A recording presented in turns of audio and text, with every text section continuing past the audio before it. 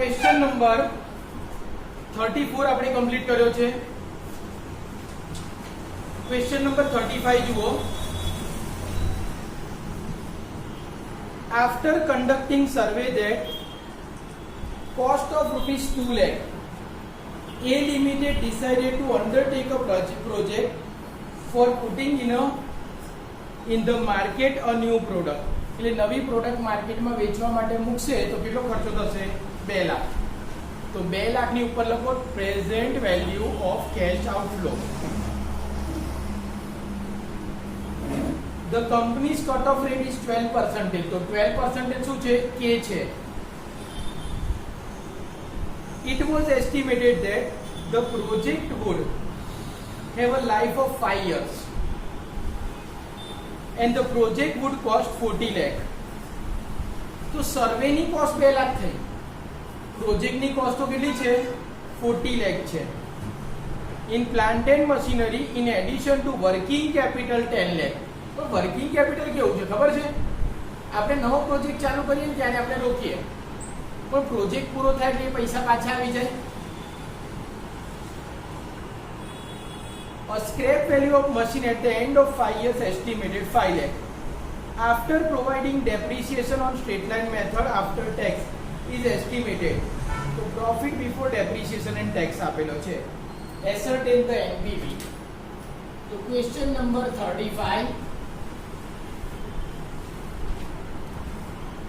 સૌથી પહેલા તમને યર આપ્યા હતા 1 2 3 4 5. Profit before depreciation and tax આપ્યો તો 3 lakh, 8 lakh, 13 lakh, 5 lakh and 4 lakh. પણ 5th year માં આપણે 4 lakh નહીં ગણીએ, 4 lakh plus 10 lakh, that is 14 lakh. કેમ 10 lakh? Because વર્કિંગ કેપિટલમાં જે પૈસા રોક્યા હતા એ પ્રોજેક્ટ પૂરો થાય એટલે તો પાછા આવી જશે. તો 5th યરમાં આપણી પાસે કેટલા રૂપિયા આવે છે? 1 મિનિટ, એ આપણે છેલ્લે એડ કરીશું, હમણાં 4 લાખ જ રાખીશું. that is profit before depreciation and tax. ચલો depreciation C minus S upon N. Cost of the project is 40 lakh minus scrap value 5 lakh divided by 5 years. So depreciation would be 7 lakh. 7 lakh તમારું શું આવી ગયું? Depreciation. તો minus depreciation, that is 7 lakh.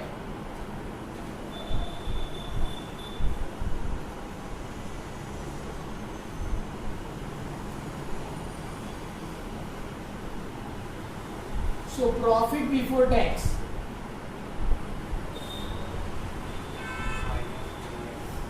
(3 lakh minus 7 lakh minus 4 lakh, 8 lakh minus 7 lakh, 1 lakh, 13 minus 7, 6 lakh, 5 minus 7, minus 2 lakh, and 4 minus 7, minus 3 lakh. That is profit before depreciation and tax. હવે ચલો આ ગણાઈ ગયું. Minus tax કરીશું. Tax rate કેટલો આપ્યો છે?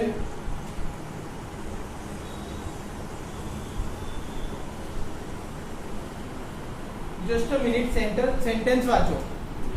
After providing depreciation on straight line method, profit after tax is estimated. તો નીચે ખોટું લખ્યું છે. Profit before depreciation and tax છે, ત્યાં profit after tax કર દો. ક્વેશ્ચનમાં ભૂલ છે, આ profit after tax આપ્યો છે. તો profit after tax માં તો આપણે depreciation સીધું પ્લસ જ કરીશું. તો તમને શું મળશે? Directly cash flow.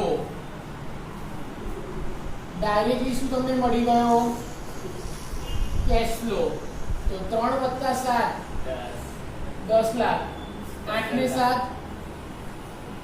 15 લાખ 13 ને 7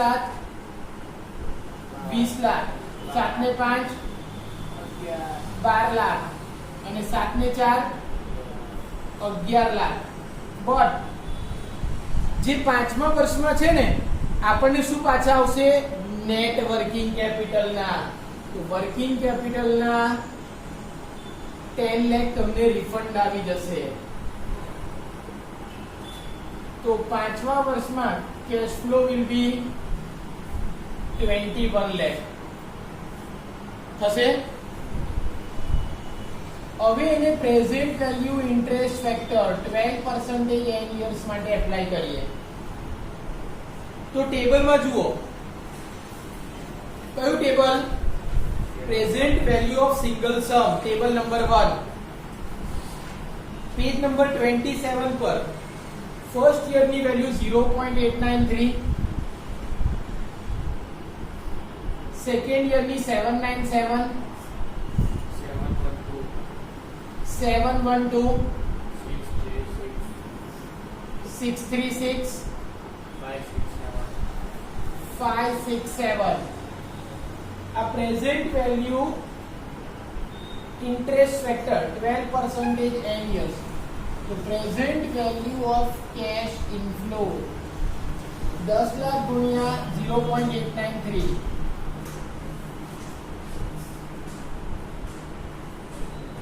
15 lakh गुणिया 0.797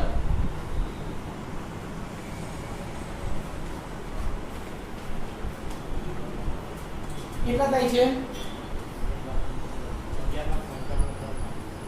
11,95,500 2 lakh into 20 lakh into 0.712 14,24,000 12 lakh into 0.636 7,63,200 અને 21 lakh into 0.567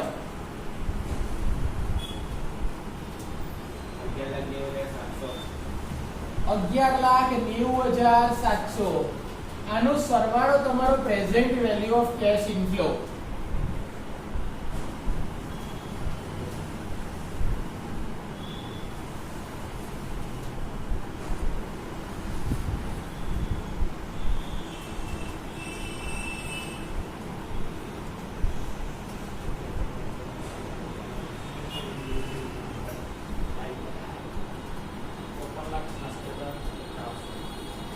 ₹54,66,400 minus present value of cash outflow કેટલો ગણશો 40 લાખ તો આપણે પ્રોજેક્ટમાં ઇન્વેસ્ટ કર્યા હતા વત્તા 10 લાખ વર્કિંગ કેપિટલ એટલે 50 લાખ સાંભળો પ્રોજેક્ટ શરૂ કરતા પહેલા જે 2 લાખ ખર્ચો કર્યો ને એ નહીં ગણવાનો કેમ કારણ કે it is a part of the research of the project એ ખર્ચો કર્યા પછી આપણે ડિસાઈડ કર્યું કે આટલો ઇન્ફ્લો થશે ત્યારે પ્રોજેક્ટ રિજેક્ટ કર્યો તો 2 લાખનો લોસ જ થવાનો હતો તો નેટ પ્રેઝન્ટ વેલ્યુ કેટલી આવશે 4,66,400 આ તમારી શું મળી ગઈ નેટ પ્રેઝન્ટ વેલ્યુ અંદર આન્સર 7,49,900 છે ખોટો છે બરાબર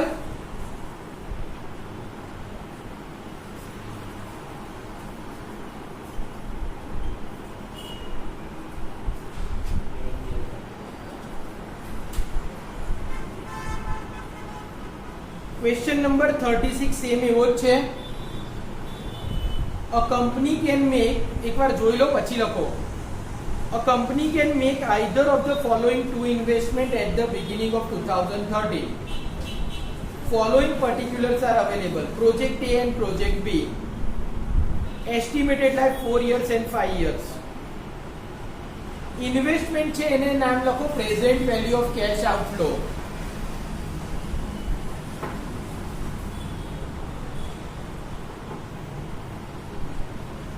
પછી cache flow after tax year wise cash flow આપેલો જ છે એટલે એમાં કશું એડ કે લેસ કરવાનું નથી. તો ફર્સ્ટ પ્રોજેક્ટમાં 4 વર્ષ સુધી મળે છે, સેકન્ડ પ્રોજેક્ટમાં 5 વર્ષ સુધી મળે છે. It is estimated that each of the alternative project will require additional working capital of 2000 which will be recovered back in full after the expiry of the project life. Working capital કેટલી જોઈએ છે? 2000. તો અહીં ગયા question number 36 માં present value of cash outflow project A માટે 20000 plus 2000 working capital ના કેટલા થઈ ગયા? 22000. અને પ્રોજેક્ટ બી માટે 28000 પ્લસ 2000 that will be 30000. આ તમને શું મળી ગયું? Present value of cash outflow. અને જે કેશ ઇનફ્લો આપ્યો છે એની અંદર પ્રોજેક્ટ એ માં લાસ્ટ યર નો ઇનફ્લો કેટલો ગણીશું? તો લાસ્ટ યર તમને 7500 રૂપીસ આયા હતા પ્લસ વર્કિંગ કેપિટલ ના 2000 એટલે કેટલા ગણશો? 9500. અને પ્રોજેક્ટ બી માં લાસ્ટ યર નો ઇનફ્લો 9000 પ્લસ 2000 વર્કિંગ કેપિટલ ના રિટર્ન થશે, so it will be 11000.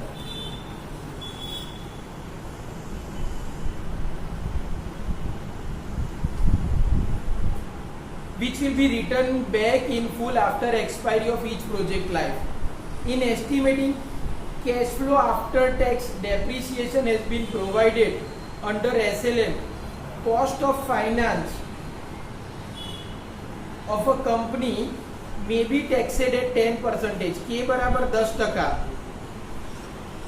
The present value of ₹1 to be received at the end of 10 year at 10% discount. જુઓ ટેબલ આપેલું જ છે, જો ટેબલ આપેલું હોય તો પાછળનું ટેબલ લઈ લેવાનું, અંદર જે આપ્યું હોય એ જ ફાઇનલી લેવાનું. હવે આ રકમની અંદર પણ માઇનોર પ્રિન્ટિંગ મિસ્ટેક છે.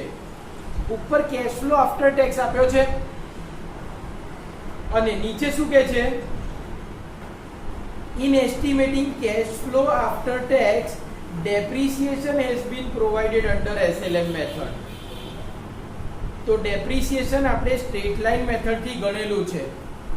એનો મીનિંગ ડેપ્રિસિએશન બાદ કર્યા પછીનો કેશ ફ્લો છે. ખરેખર કેશ ફ્લો ક્યારે કહેવાય? કેશ ફ્લો નો મીનિંગ છે profit after tax and before depreciation, એને જ કેશ ફ્લો કહેવાય. પણ હવે આ લોકો કહે છે કે આપણે ડેપ્રિસિએશન ગણેલું છે તો આપણે ડેપ્રિસિએશનને શું કરી દઈશું? પ્રોફિટ આફ્ટર ટેક્સમાં એડ કરીશું. ડેપ્રિસિએશનને શું કરીશું? એડ કરીશું. તો ડેપ્રિસિએશન કેટલું આવશે? તો ડેપ્રિસિએશન તમે ગણો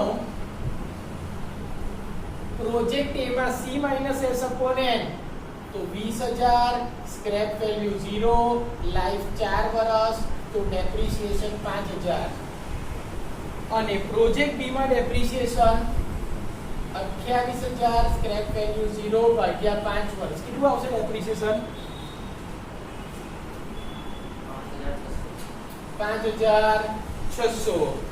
તો આ ડેપ્રિસિએશન દરેક યરની અમાઉન્ટ છે એમાં શું કરશો? પ્લસ કરશો. એટલે કે ફોર એક્ઝામ્પલ 2013 માં પ્રોજેક્ટ એનો કેશ ફ્લો કેટલો થશે? 5600 વત્તા 5000 10600. 2014 માં પ્રોજેક્ટ એનો કેશ ફ્લો કેટલો થશે? 7 ને 5 12000. 2015 માં 8 ને 5 13500. 2016 માં આપણે ગણ્યો તો 9500 વત્તા 5000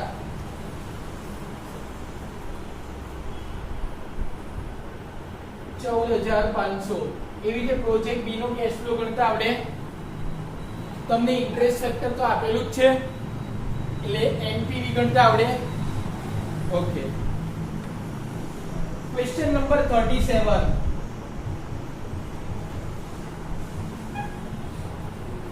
A Limited is considering for purchase of machine there are two possible machines which will be produce the additional output.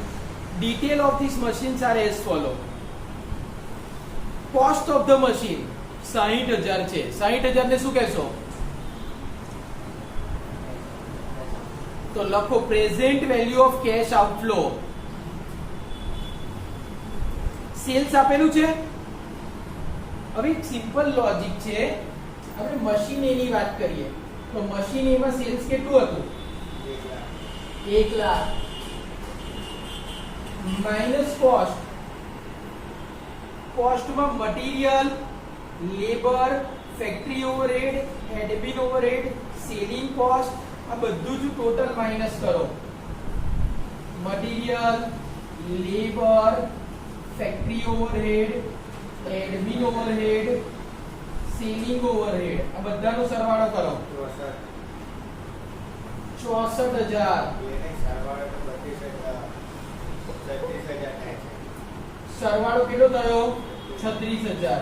તો તમને શું મળી ગયું? Profit before depreciation and tax. કેટલા આયા? Minus depreciation. Expected life of machine કેટલી હતી? 2 વર્ષ. નીચે અધર ઇન્ફોર્મેશન માં જુઓ. The cost shown એબો relate to annual expenditure resulting from each machine.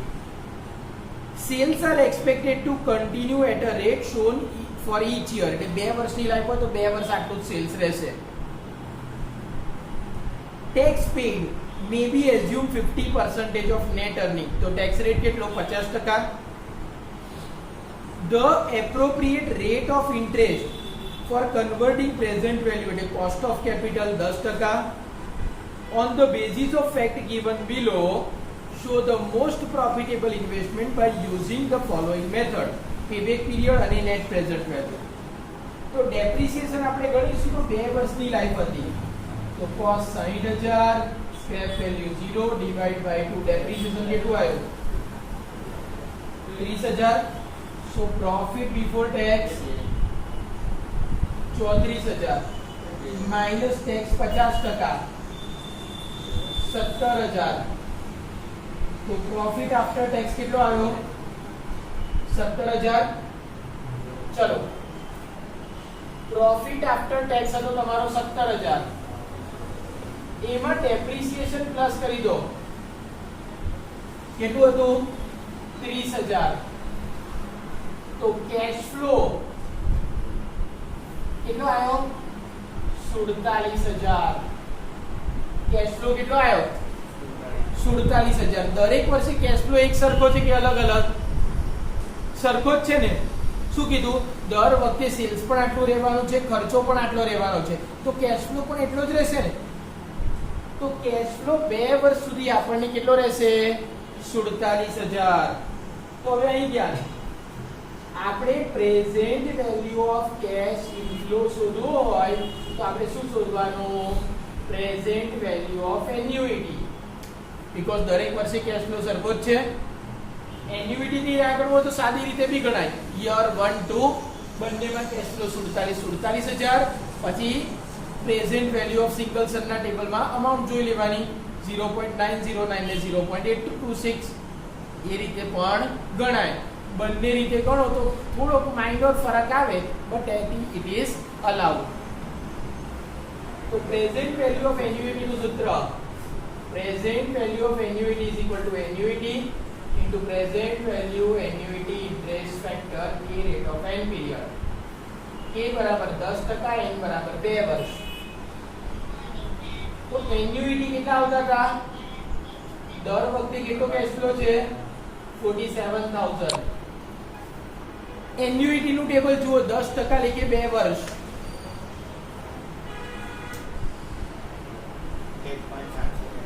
1.736.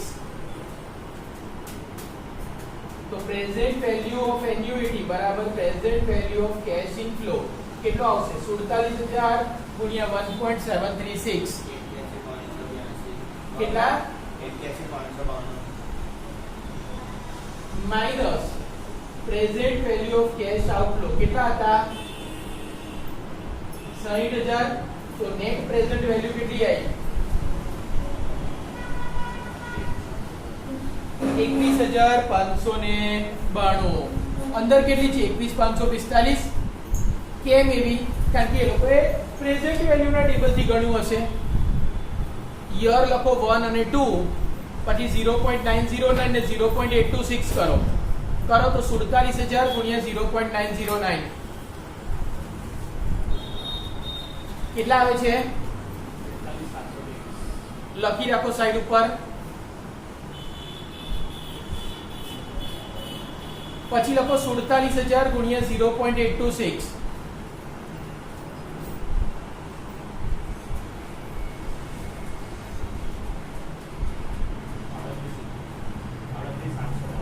આડત્રીસ 822 એ પણ સાઈડ ઉપર લખો. બંનેનો સરવાળો કરો. માઇનસ 60,000 કરો.